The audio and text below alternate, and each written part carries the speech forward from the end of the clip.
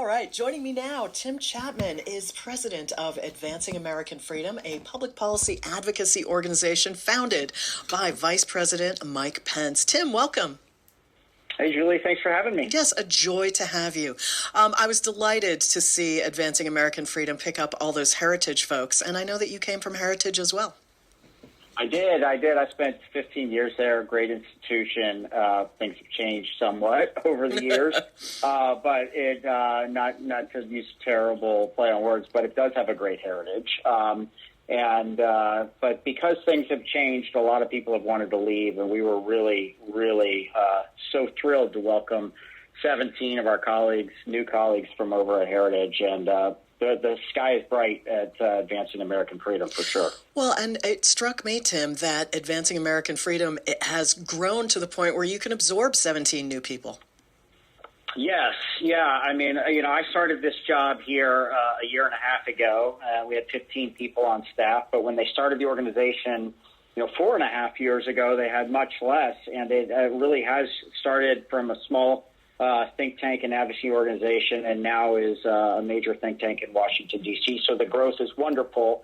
Look, I look at it as sort of a organizing of the conservative movement. The movement in many ways is at a pivotal point right now. There are various brands of conservatism and strains of conservatism that are out there right now. And I think what you're seeing is all along across the conservative movement, policy people, activists, donors, voters, rank and file grassroots folks are all starting to sort into different camps.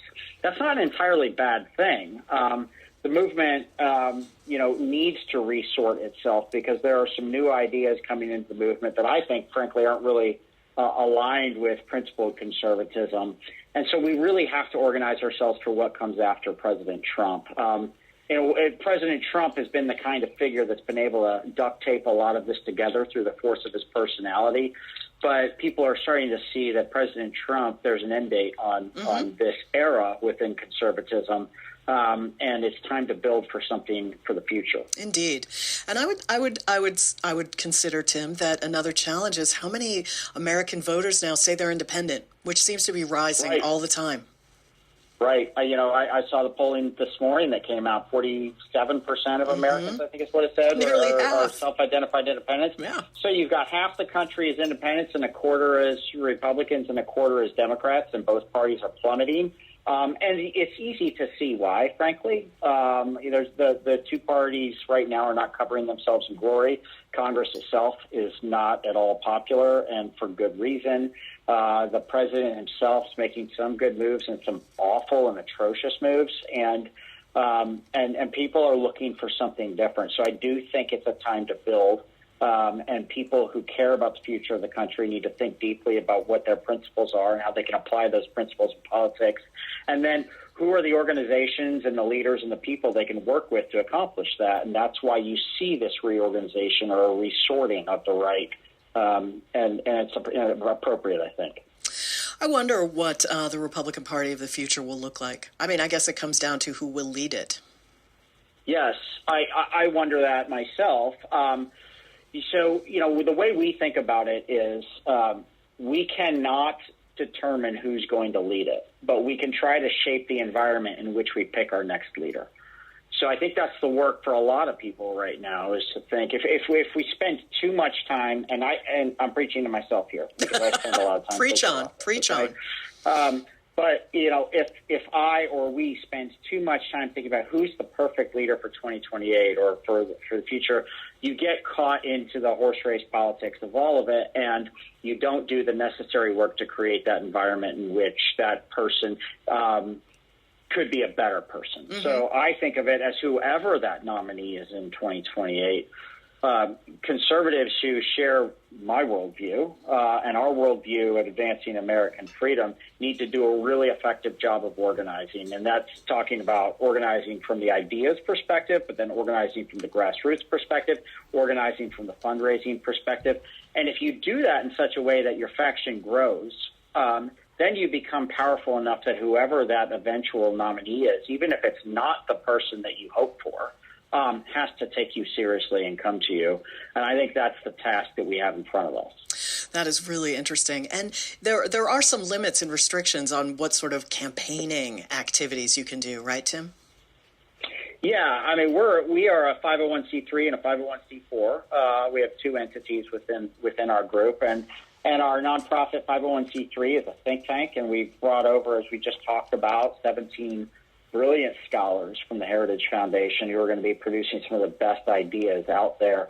And so that is not campaigning, but it shapes campaigns, and it's before campaigns. And our job is to take those ideas and promote them so that campaigners and politicians see the benefits of the ideas and latch onto them at campaign time. Now, we do have the capacity as a 501c4 as well to then run issue advocacy campaigns and raise money and put money into states to promote the ideas that we care about. And we did that in the last cycle. In the last cycle, we raised $4 million, and we put it into 3 swing states where there were big Senate elections going on, and we talked about the benefits of lower tax rates and the benefits of deregulation. And we're able, by spending that money on issue advocacy in those states, to be relevant to the conversation around the elections. That's something we want to do. Are you going to be focusing on like 3 or 4 top issues? Yeah, I think especially on the right now, I think the biggest issue is recovering a sense of what it means to be a limited government conservative, recovering a sense of why we care about free markets. I see so many bad ideas coming out of conservative camps right now. I mean, whether it's what President Trump is talking right now about putting price controls in the credit card space, and then owning parts of corporations, right? Yeah, but owning parts. I mean, he already owns parts of like 24 corporations. Now he's talking about adding oil companies to the mix.